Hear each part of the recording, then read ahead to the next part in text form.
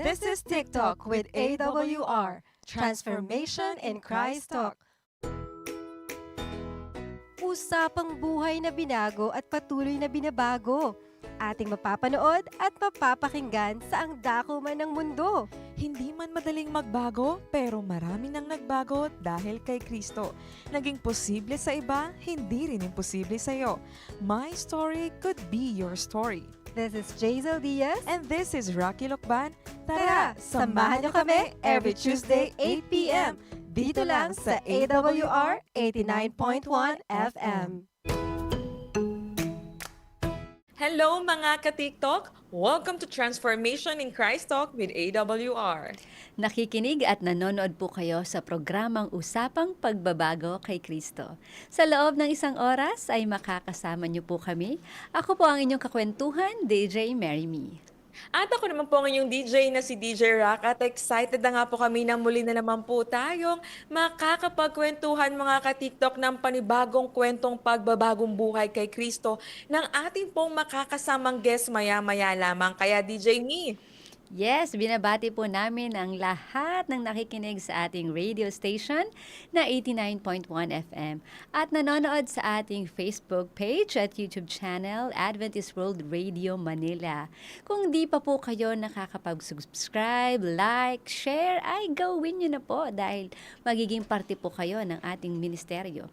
At kung meron po kayong kwento ng pagbabago na gusto naman i-share sa amin at sa ating mga taga-subaybay, ay mag-comment o magtanong, tumawag or mag-text lamang po kayo sa 0918-9447-891, 0918-9447-891.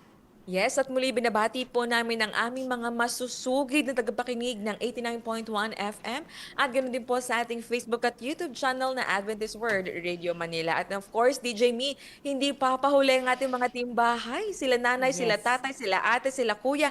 Ikaw nga po na naglalaba, nagluluto o naglilinis po sa mga oras po na ito. Ano man po yung ginagawa ninyo? Aba, wag po ninyong ililipat ang stasyon na inyo pong pinapakinggan dahil for sure ay makaka-relate na naman po kayo o talaga namang tatagos na naman po sa inyong mga puso ang kwento na atin pong mapapakinggan maya-maya lamang. Kaya naman DJ Me, atin munang batiyan ang ating mga tagapakinig. Unahin ko na dito si Sir R. Christian Roda. Hello po sa inyo, Sir R. Christian. Sabi niya dito, watching and listening from Noveleta, Cavite. Hello po sa mga taga Cavite. And of course, we have here Gos Rabino. Ayan, taga AUP to. Hello, magandang gabi sa iyo, Gos. Ayan, basahin mo DJ Me kung may nakikita ka dyan na gusto mong batiin.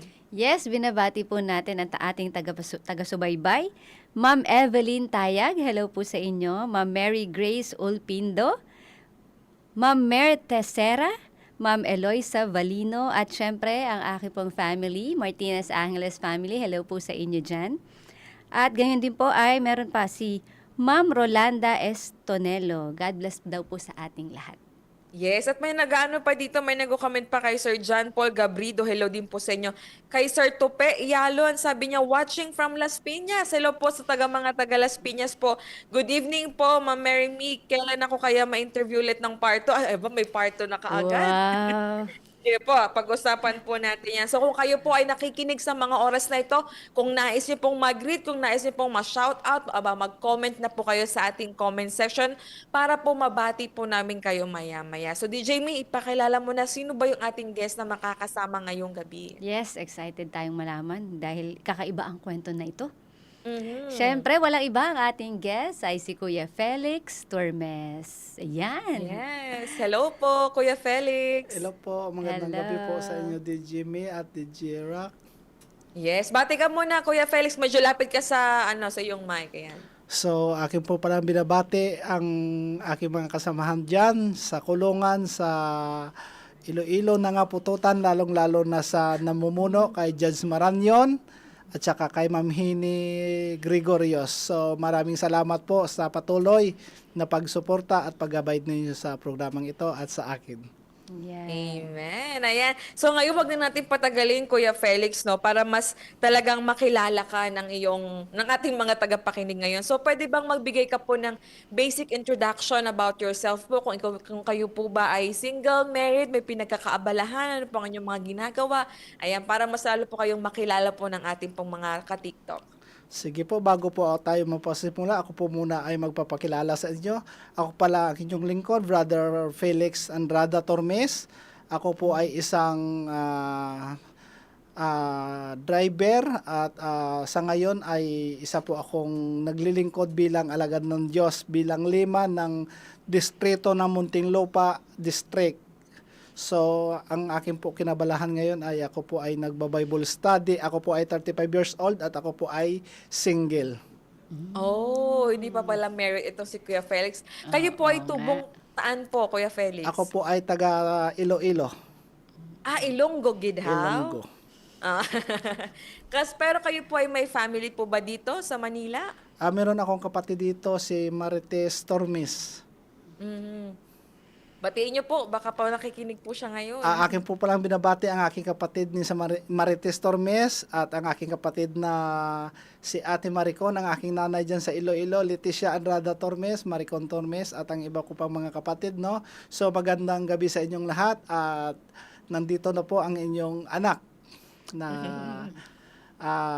nagsasalita. Nawa ay makinig kayo sa ating mga mensahe na nagmumula sa Panginoon. Wow. DJ Me. Okay, ito na. Simulan na natin kung paano pa lalo nating makikilala si Kuya Felix. Kuya Felix, sino po kayo nung hindi nyo pa nakikilala si Kristo? Ano ang buhay nyo noon? Ako po ay, nung ako po ay nasa layang lipunan, ako po ay namuhay na walang kinikilalang Diyos at ako po ay namuhay sa takot at karahasan. At ngayon po ay dahil sa pamumuhay ko na yon ay yun po ang simula ng ako ay nakulong.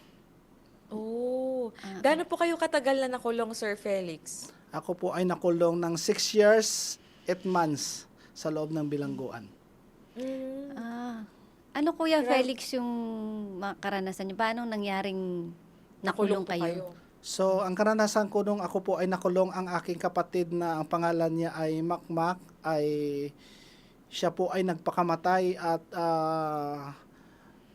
inano niya yung kanyang leeg ng kutsilyo at dahil po ako ay nasa loob ng bilangguan, ito po ay aking nabalitaan. At nung ako po ay nabalitaan ko ito at ako po ay nalungkot na parabagang tinabunan ako ng langit dahil sa nangyari sa aking kapatid, pero siguro may plano ang Diyos sa aking buhay. Kaya, Pero Kuya Felix, nakaka-curious kasi na pwede bang malaman kung bakit kayo nakulong? Or ano ba meron ba kayong karanasan na pwedeng banggitin na kung bakit kayo humantong sa pagkabilanggo? Ganyan. so hindi ko na po i-detalye ang aking mga nangyari, pero ako po ay gumawa ng iba't ibang kasamaan sa malayang lipunan na ito po ay yung pinagsimulan ng ako po ay nabilanggo sa kulungan. So, Kuya Felix, during po ng stay po ninyo doon sa loob ng kulungan, ano po yung mga karanasan na talagang hindi nyo po makakalimutan during those times? Yung karanasan ko po na hindi ko makakalimutan yung kami po ay sumasabak sa kaguluhan sa loob, yung riot.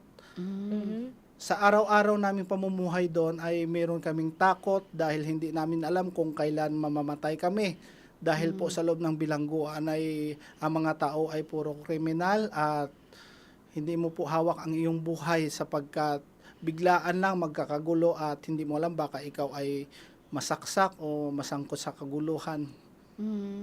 Pero ang matinding karanasan ko doon sa loob ay yung nagkasakit ako na ako po ay nalumpo.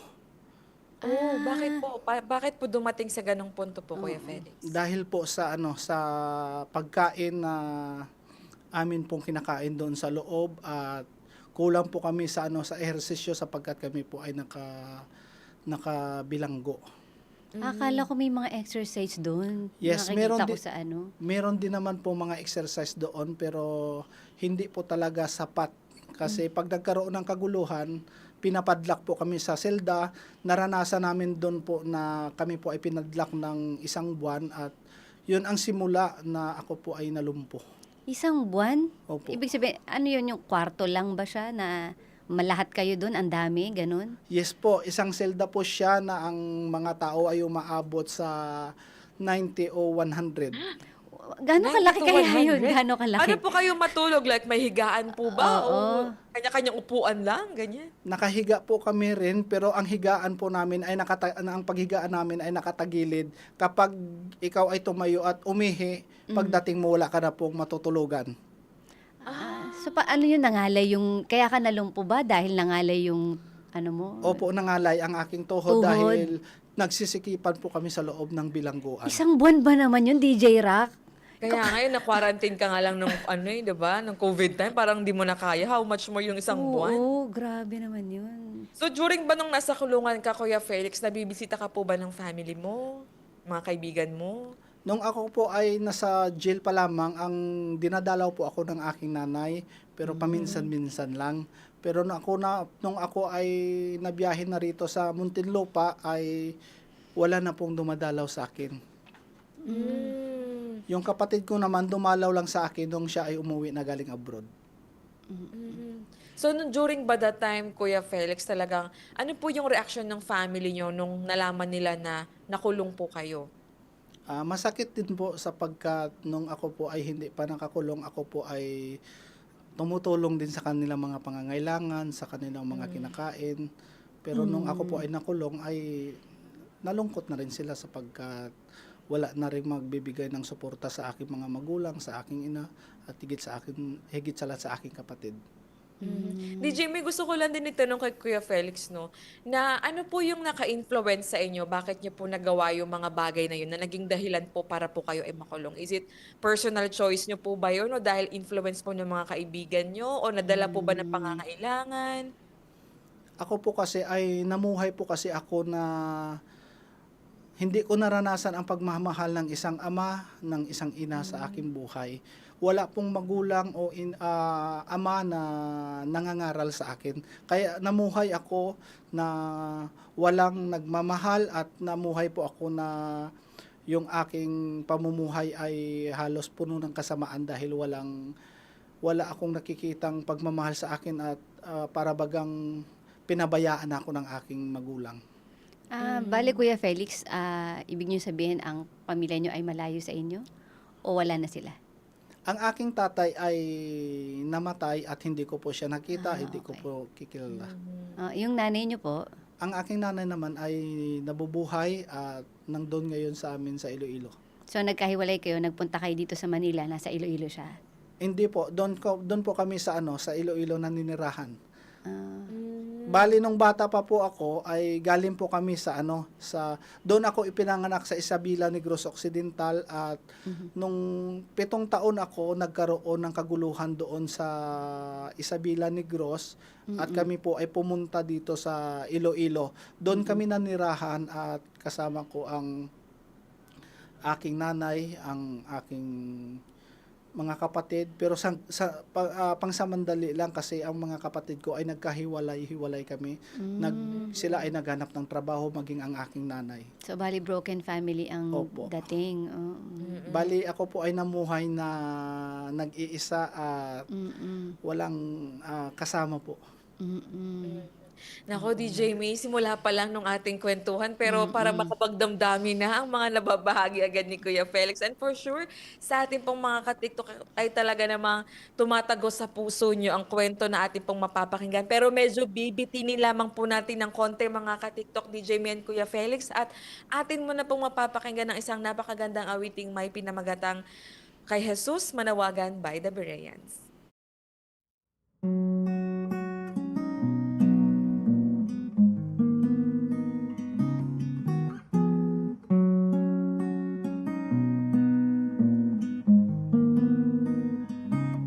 Kapag langit ay maulap at tila uulan, ika'y may suliranin at tuloy naninindig.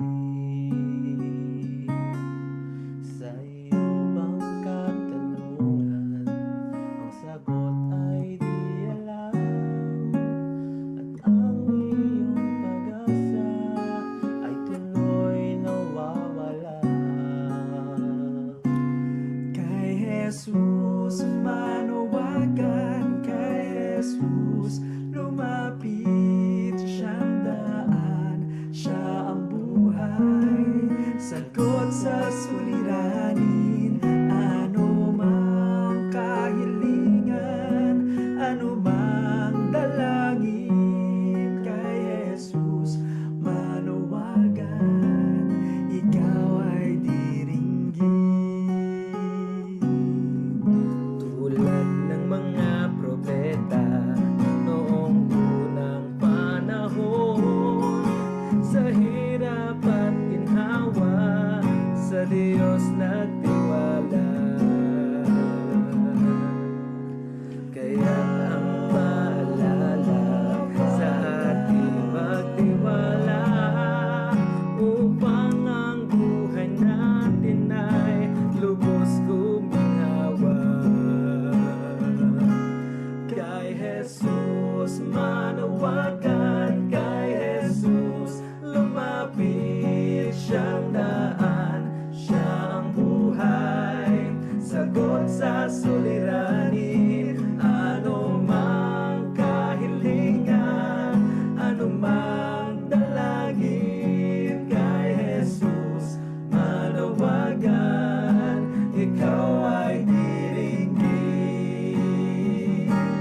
Kay Jesus manawagan, kay Jesus lumapit siyang daan, siya ang buhay, sagot sa suliranin, ano mang kahilingan, ano mang dalangin kay Jesus manawagan, ikaw ay kay Jesus manawagan, kay Jesus lumapit siyang daan, siya ang buhay, sagot sa suliranin, ano mang kahilingan, ano mang dalangin kay Jesus manawagan, ikaw ay kay Jesus manawagan, kay Jesus, ikaw ay kay Jesus manawagan, ikaw ay diringgin. Andito pa rin po tayo sa ating programa na TikTok, Transformation in Christ Talk with AWR. Ako pa rin po ang inyong kakwentuhan, DJ Rack. At ako pa rin po si DJ Mary Me. Patuloy pa rin po tayong nakikinig sa ating 89.1 FM Adventist World Radio Manila at nanonood po kayo sa Facebook page and YouTube channel. Kung meron kang shoutouts, comments, kwento or tanong, maaari ka ring tumawag or mag-text sa 0918-9447-891, 0918-9447-891. At syempre, kung gusto niyo po ng aming mga librong pinamimigay, eto po, Pag-asa. Ang Huling Pag-asa, meron po kami niyan. Pag-asa para sa mga panahong maligalig. Meron din po kaming Health and Wellness, 10 Commandments, Lagpas pa sa kaya ng imahinasyon, Pag-asang daig ang bukas at ang dakilang tunggalian. Ay, grabe, ang daming libro. Libre po itong pinamimigay. So, ang gagawin nyo lang, magko-comment or mag-text sa 0918-9447-891, 0918-9447-891. At Yes, bati kaya tayo, naman. DJ Rock. Yes, bago po tayo magpatuloy sa ating kwentuhan, gusto ko pong batiin dito si Ma'am Nena Huelyar. Good evening everyone watching from Tobias Fournier, Antique. Hello po sa mga taga-Antique. And also we have here Bini Baling. Good PM po from Difon, Quirino Province. Hello po sa mga taga Quirino Province. At Raquinho Vicky, good evening po from Botolan, Zambales. Hello po sa mga taga Zambales. DJ Me. Yes, kay Ma'am Helen Aguilar. Hello, good evening, TikTok Live Transformation. God bless your program, DJ Rock and DJ Me. And God bless sa topic. And be blessed to all listeners and viewers, people around the world. O yan. Amen. Ma'am Ria Domingo Tablit, magandang gabi po sa atin lahat.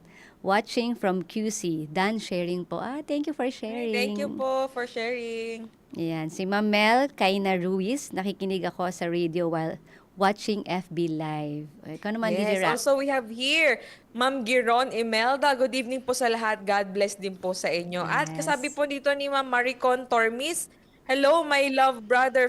Kapatid niyo po ba at atay? Yes. Hello po kay Ma'am Maricon. Hi Ayan, po. binabati po kayo.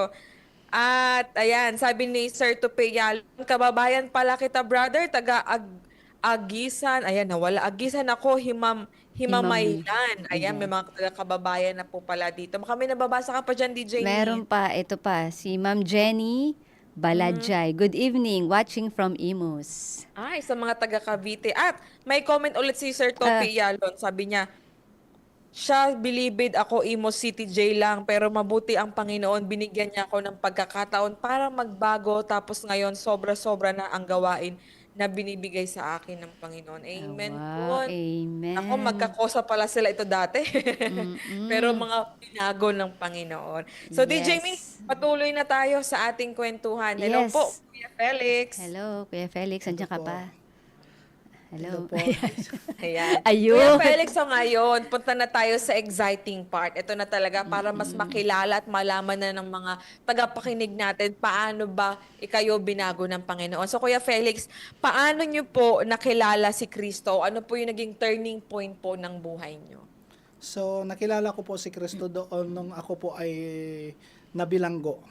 Dahil sa akin po pagkabilanggo, dumating sa punto doon na ang aking kapatid na lalaki ay siya po ay nagpakamatay at ginilit niya ang kanyang lalamunan ng kutsilyo at dahil nga ang aming lugar doon ay may isang tao doon na kasama ko sa bilangguan na taga doon sa amin at dumadalaw doon ang kanyang asawa at doon ko nalaman sa kanyang asawa na ang aking kapatid ay nagpakamatay. So dahil sa punto na yon na ang kapatid ko ay nagpakamatay, nung nalaman ko po yon po ang simula na ako po ay nalungkot at umiyak. Pagkatapos nun ako po ay umakyat sa itaas ng rooftop at tumingala sa langit at umiyak ng malakas at nagsasabi sa Panginoon. Sabi ko, Panginoon, wala nang halaga ang buhay ko sapagkat ako po ay nakabilanggo na at dumating pa sa punto na ang kapatid ko ay nagpakamatay. Ang sabi ko sa kanya, sana sa akin na lang ibinigay ang mga problema na yon. Ang pagpakamatay ng kapatid ko, sana inako ko na lang. Dahil sa time na yon, ang aking kasama doon sa loob ng selda, umakyat at kanya akong hinusgahan. Ang sabi pa niya sa akin, sabi niya nung nakita niya ako nung umiiyak doon, sabi niya, kaya mo pa. Kung hindi mo na kaya, tumalon ka na dyan para matapos mo na. Ay, Pero patay. alam nyo mga kapatid, ang punto na yon, akala ko ay katapusan na ng buhay ko. Walang-wala na talaga ang aking buhay. Pero biglang may pumasok sa aking isip na ito pala yung nais ipahatid ng Diyos sa akin. Sa kabila pala na ako po ay nakakaranas ng mga problema at kalungkutan, nandyan pala ang Panginoon na handang umalalay po sa akin. So yun po ang simula na nung pagkatapos na ako'y bumaba at nung gabi, doon po ako ay, habang ako ay nakaupo sa aming selda, tinawag po ako ni Brother Edward Impeg, ni Brother Matt, ni Brother Michael, Brother Don Palomar, yung po ang mga kapatiran na Seventh-day Adventist sa loob. Sila po ang naging daan na ako po ay tawagin at para isama sa lesson Bible study? Bible study.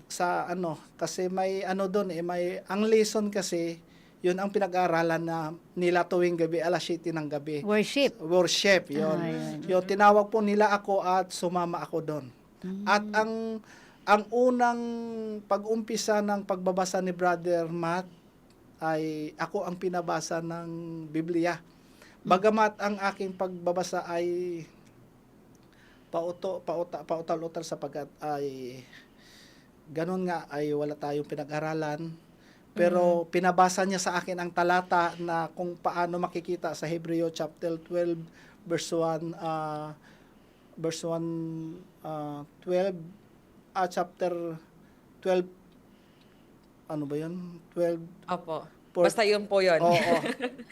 Yun po pinabasa niya sa akin ang sabi doon, mga anak ko, wag ninyong hamakin ang disiplina ng Panginoon sapagkat kayo ay kanyang mga minamahal. So, ang talatang ito mga kapatid na binasa ko, ito po yung nagpalakas sa akin na ang sabi ko, bagamat ako pala ay nakakaranas ng mga pagsubok ng ganito, ay nandyan ang Panginoon na nagmamahal. Ibig sabihin noon ay pinapadama ng Diyos ang kanyang pagmamahal sa akin. Bagamat ako ay isang makasalanan at ang aking buhay ay napariwara, pero ipinadama ng Diyos sa talatang iyon na mahal pala niya ako. Amen. So, Kuya Felix, like, yung po bang mga nanghikayat sa inyo ng worship po or ng Bible study ay mga, na-mention niyo po, yung mga Adventist po?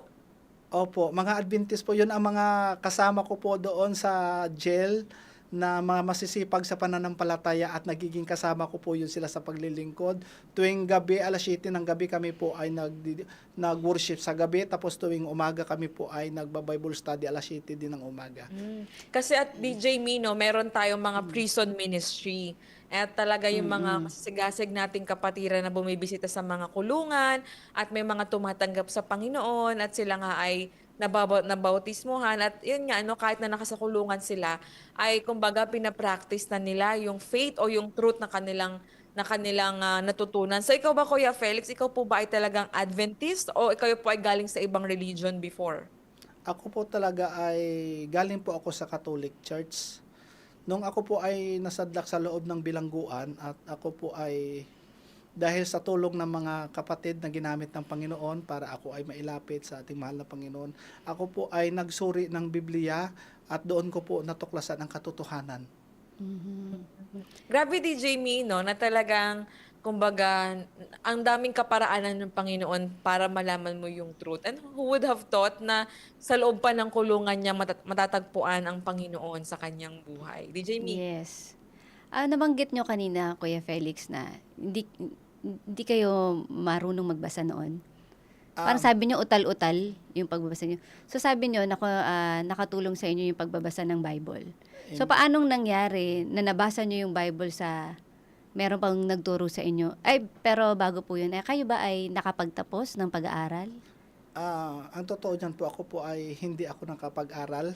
At nung ako po ay nasadlak sa loob ng bilangguan, ang aking pagbabasa po ay pautal-utal at isa-isa sapagkat wala tayong pinag-aralan. At yan po ang iniluluhod ko sa ating mahal na Panginoon. Tuwing gabi, bago ako matulog, ay nakakaranas ako na umiyak dahil nga gusto kong magbasa ng Biblia pero hindi ko kayang basahin. Nababasa ko siya pero pautal-utal. Hanggang sa gabi-gabi, bawat tulog ko ay hinihiling ko na bigyan ako ng karunungan na mabasa ko ang banal na kasulatan.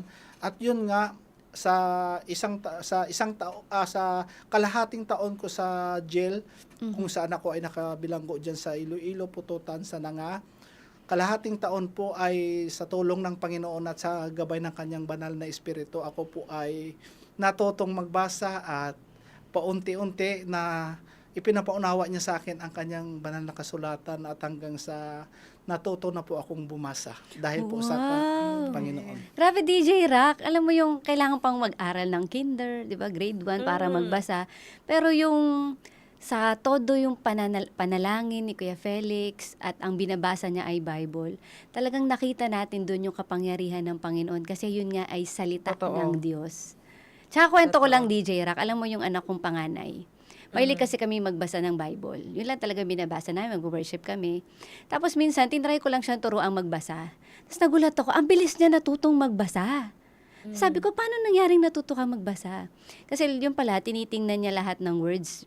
Yung tinitingnan lang niya, tapos tinatandaan niya.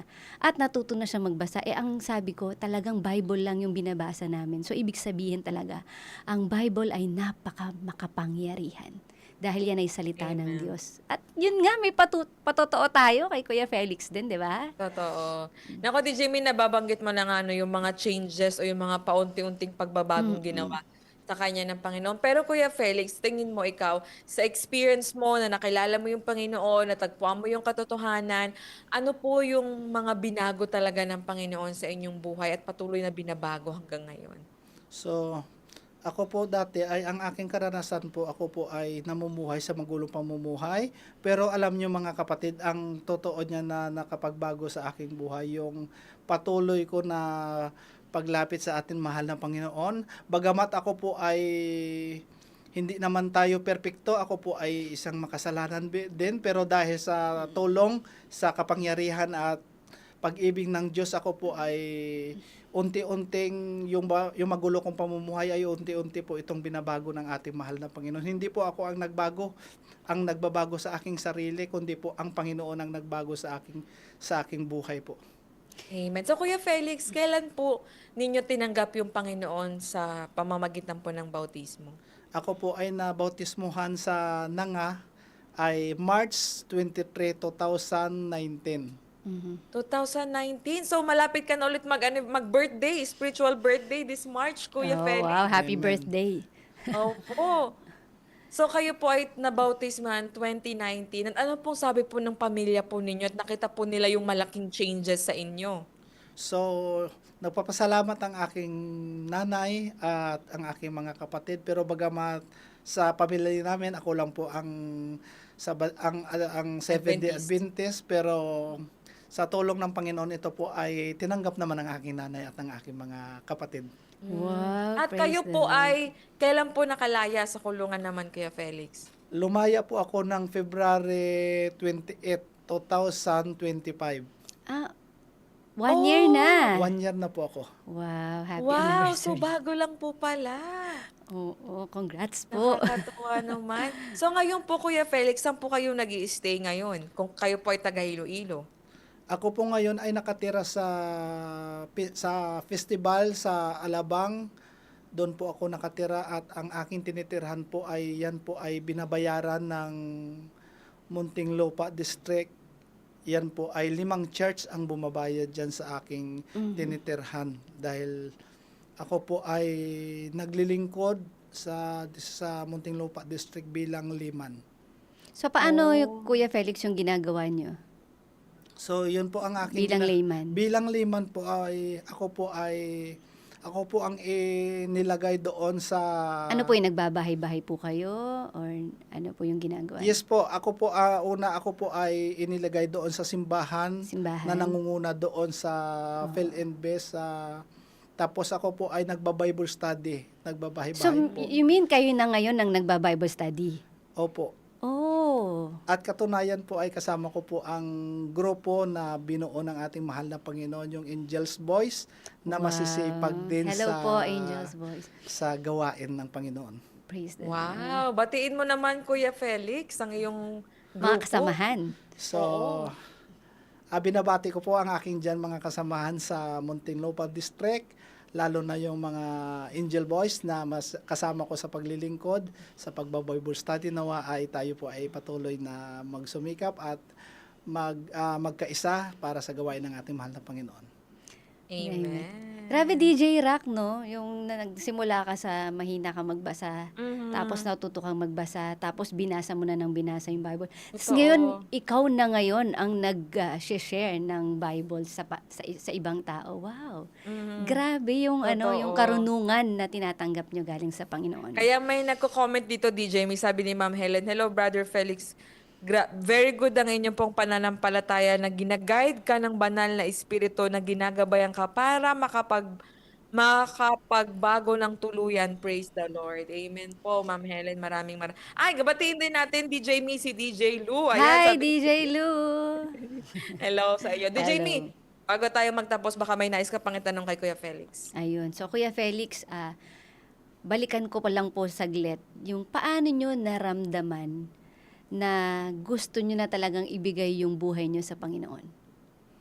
So, Ano yung nagtulak sa inyo? ang nagtulak po sa akin na para maano ko po yung aking pananampalataya sa Panginoon, na ang sabi ko sa aking sarili habang po ako ay nabubuhay sa mundong ito ay ilaan ko na po ang aking buhay sa paglilingkod sa Panginoon, at kung ako man ay mawala na ay ang mahalaga ay ako ay nasa Panginoon. Mhm. Amen. Kumbaga, Kuya Felix, no, yun yung naging commitment nyo na ngayon sa Panginoon. Mm. Opo.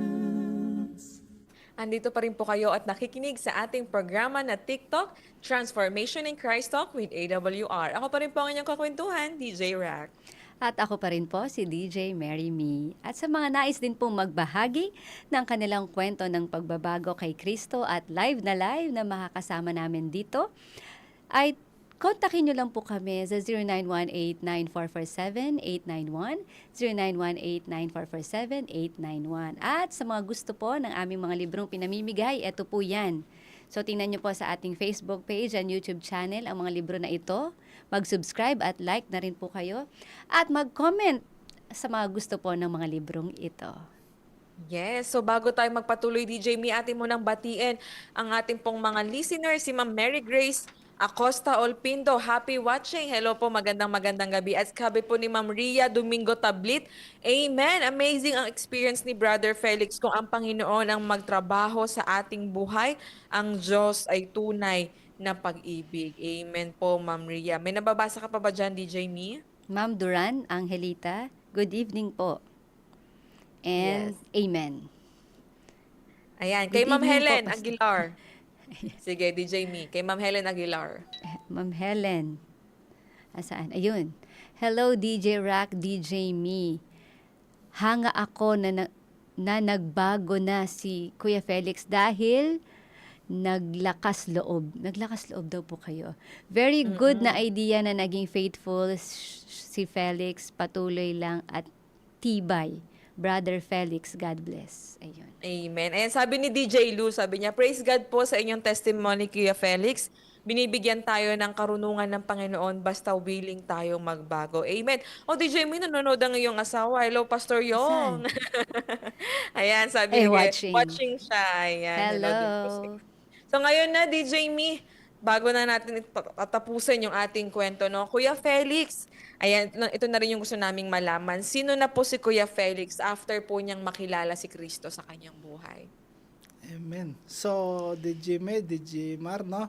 So, ito na ngayon ang dating Felix na kung paano ay isang makasalanan ay ngayon po ay sa tulong at biyaya ng Panginoon ay patuloy na po na naglilingkod sa Kanya at patuloy niyang ginagamit sa Kanya pong gawain. Amen. Talaga namang very evident, no?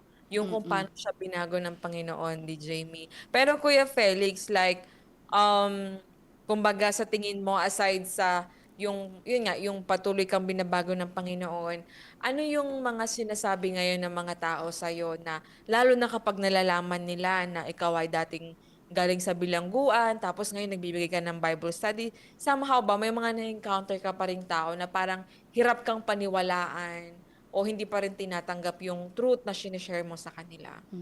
So, sa akin pong karanasan sa aking paninirahan doon sa Muntinlupa ay marami ding mga tao na humuhusga sa akin. Hindi talaga maiwasan, siyempre galing tayong bilangguan. Pero doon sa Muntinlupa, ang sa mga kapatiran, maging hindi sa kapatiran ay madalas na nakikita ko rin ang kanilang patutuon na kung paano ang buhay ko, ang karanasan ko ay ito ay nagdudulot ng ito ay naging daan para sila din ay ma-bless at lalong tumibay sa kanilang pananampalataya. So, bali Kuya Felix, paano nyo pinapatunayan na talagang nagbago na kayo at talagang pinaniniwalaan nyo kung ano yung pinaniniwalaan nyo ngayon? So, sa totoo lang, no, ang pagbabago kasi hindi naman natin ito ipapakita sa pamamagitan lamang ng salita. Ang pagbabago ay ito ay ipinapakita natin ito sa pamamagitan ng ating pamumuhay. At sa pamamagitan ng ating pamumuhay, nakikita nila ang liwanag ni Kristo sa ating buhay. At hindi po sa sarili nating pagsisikap, tayo ay nagbabago kundi dahil sa kapangyarihan ng Diyos. Kaya sa tulong ng Panginoon, ang nakikita nila sa akin ay yung kaluwalhatian ng Diyos. Wow! Amen. Praise the Lord. Amen. Pero Kuya Felix, no, for sure lahat tayo, kahit 'di ba sabi nga sa Biblia na the more na lumalapit tayo sa Panginoon, the more na naglilingkod tayo sa Panginoon, the more din ang kaaway talaga nagagawa ng mga distractions, ng mga struggles sa buhay natin. So far, Kuya Felix, kumusta naman yung spiritual journey mo ngayon sa Panginoon? Alam ko, busy ka sa ministry, marami kang pinagkakaabalahan, pero so far, marami ka din bang kinakaharap na mga pagsubok, lalo na the more kang lumalapit sa Panginoon at naglilingkod sa Kanya? Digimar, no, sa totoo lang ay habang ako ay naglilingkod sa Panginoon ay kung gaano ako kasipag sa gawain ng Panginoon, sa tulong ng Panginoon, ay ganon din kasipag si Satanas para tayo ay sirain sa gawain ng ating mahal na Panginoon. Marami din po ako mga tao na nakakasalamuha na gusto nila akong sirain, pero hindi po yan ang hadlang para tayo ay mawala sa ating pananampalataya. Ang sa akin ngayon pinanghahawakan ay tinanggap ko si Kristo sa buhay ko, sa tulong ng Panginoon ako ay magpapatuloy sa kaniyang gawain. Mhm. Amen. Ayun, naku, may comment mo na dito, Jamie. Ang sige. iyong asawa, si Pastor Yung, sabi niya, "Hi, I love you, Ma'am Jeremy." Wow. Ay, love you too. Sana all. Oo Hello, nga. my dear pastor. Yeah. Ayan. Sabi din ni Romeo Zol. Si Sir Romeo at asawa to ni Doc Zol. Yeah, hello. Ayan. Sabi niya, "Good evening. Happy listening with my family. Sir June, Doc Zol, Nicole, and Nika. Ingat kayo. God bless." Hello, Ayan. Cruz The Cruz family. family. Ayan. DJ Me. Ayun. Batiin ko rin pa pala yung mga pamangkin ko na nanonood ngayon. Zach, Zandro, Zane, hello sa inyo dyan. At sa iba pang Martinez Sisters and Martinez Brothers, hello po sa inyo. So ito na. Ito na ba? Magtatapos na ba tayo, DJ Rock? Oo nga eh. Sige. Hihingi na ba natin? Felix. Ayan. Oo, Kuya Felix. Felix. So, ano yung mga future plans niyo po bago namin hingin yung pabaon po ninyo sa ating mga tagapakinig? So ang aking plano sa ngayon ay ang plano ko sa aking buhay ngayon ay sa tulong ng Panginoon ang aking mga kapatid, ang aking pamangkin ay mailapit sa ating mahal na Panginoon at patuloy na sama-sama nagkakaisa na naglilingkod sa Panginoon kasama ang aking buong pamilya. Mhm. Amen. Ayan, watching po. God bless po sa inyo pong ministry. Yeah, Ayan, Ma'am kay- Levy. Hello din Hello po. po, hello. So ngayon, Kuya Felix, ito na yung ayaw namin na yung pagtatapos. Pero Teka bago lang, tayo... DJ Rock. May tatanong lang sige. ako. Kuya Felix, may plano ba kayo magkaroon ng family, sarili niyong family? Kasi nakwento niyo yung mga iba niyong family. Baka kasi may nakikinig sa atin ngayon eh. Hindi, sige. Ano po ang...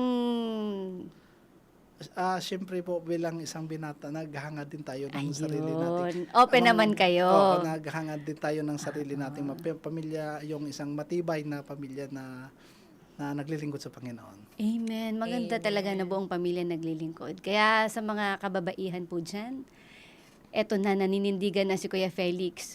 Talagang pamilyang maglilingkod sa Panginoon. Oh, di ba? Amen. Sure na yan. Pinromote eh. So ngayon, Kuya Felix, ano yung gusto niyo pong ipabaon sa atin pong mga tagapakinig? So, DJ Me, DJ Rock, Mar, DJ Rock. DJ Rock, ang maibabahagi ko na mensahe sa ating mga kapatid, sa mga kaibigan na nanonood ngayon. So, habang tayo ay nabubuhay sa mundong ito, nais ko po kayong hikayatin na buksan po ninyo ang inyong puso sa ating mahal na Panginoon. Alam ko tayo ay nakakaranas ng mga kalungkutan, problema, kahirapan, kung ano pa man. Tandaan po natin ang Diyos ay palaging nandyan, hindi tayo iiwan. Tandaan po natin mga kaibigan, mga kapatid, ang pagtatagumpay natin sa ating buhay ay hindi po ito nakakamtan sa pamamagitan ng kayamanan, karunungan o sikat na pangalan. Ang pagtatagumpay sa ating buhay ay ang makilala natin si Kristo at tanggapin natin Diyos at personal na tagapagligtas. Amen. Thank you, Kuya DJ Felix. Rock, may DJ nag-comment. Me. Teka lang, may nag-comment. Ay, sige, May go. ipapakilala daw eh. Ay. Asa na yun? Ayun. So, ayun, may ipapakilala ako sa imo. Mega gwapa, kamabuot. Ayan, si Sir Tope. O, alam mo na, Kuya Felix. Ayun. So ikaw naman, DJ Me, ano yung naging baon mo sa kwento ni Kuya Felix? Ayun. So, naglista ako dito ng pabaan kasi ang ganda ng kwento ni Kuya Felix. Una po, hindi hadlang ang nakaraan para gamitin ka ng Diyos. Ba ano man yung nakaraan mong masalamuot, diba? Sabi mo hindi magandang karanasan, ay hindi hadlang yun. Ano man yung nakaraan natin, ay kung tatanggapin natin ng buo ang Panginoon, ay magagamit niya tayo ng bonggang-bongga. Diba? Isa pa, Ang pinakamalaking tagumpay ay hindi pera, karunungan o pangalan. Di ba nga kahit hindi tayo nakapagtapos ng pag-aaral, kahit hindi tayo mayaman, ano man yung status ng buhay natin, ay kung ang Panginoon ay tatanggapin natin at buong puso tayong mananampalataya sa Kanya at magpapagamit sa Kanya, ay syempre, gagamitin pa rin tayo ng Panginoon ng bonggang-bongga. At ano pa, ang tunay na tagumpay ay ang pagtanggap kay Kristo at paglakad kasama niya habang buhay. So ano man ang nakaraan natin, ano man ang posisyon natin, tanggapin natin ang ating Panginoon. Yun ay ang tunay na tagumpay. Ayun na, ikaw na, DJ Ra.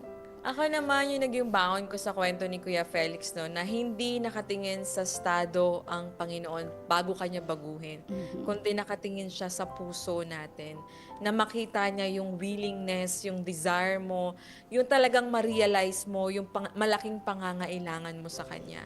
And di ba parang sa pagkain yan, DJ Mina, hindi mo ma-appreciate ang pagkain kahit gaano kasarap kung hindi ka naman gutom.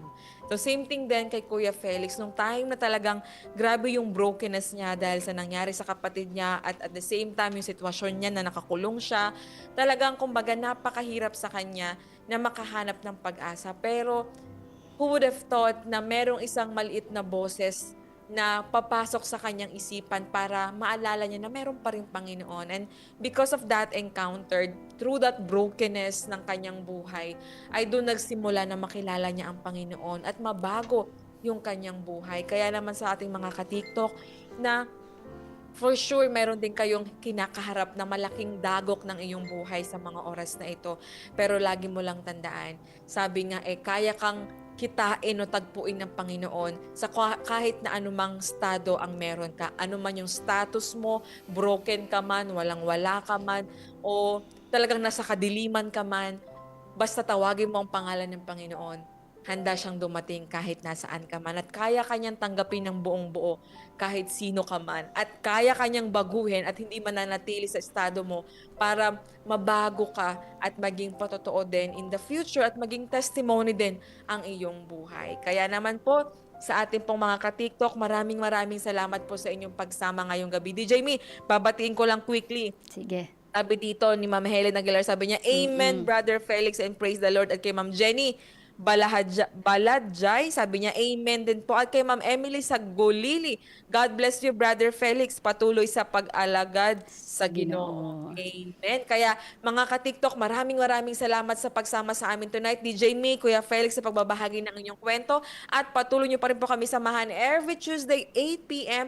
Dito lamang po sa 89.1 FM at ganoon din po sa ating Facebook at YouTube channel na Adventist Word Radio Manila. At ako po si DJ Mary Me na nagsasabing, Mary Me mang pagsubok sa buhay, tandaan mo, andyan ang Diyos lagi para sa iyo. At ako pa rin po ang inyong kakwentuhan na si DJ Rock na nagpapaalalang narararaki road man ang buhay, pero si Kristo ang nagbibigay ng tunay na kulay. Muli, this is TikTok, Transformation in Christ Talk.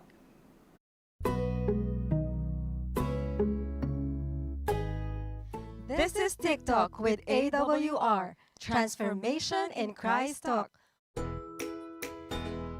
Usapang buhay na binago at patuloy na binabago. Ating mapapanood at mapapakinggan sa ang dako man ng mundo. Hindi man madaling magbago, pero marami nang nagbago dahil kay Kristo. Naging posible sa iba, hindi rin imposible sa iyo.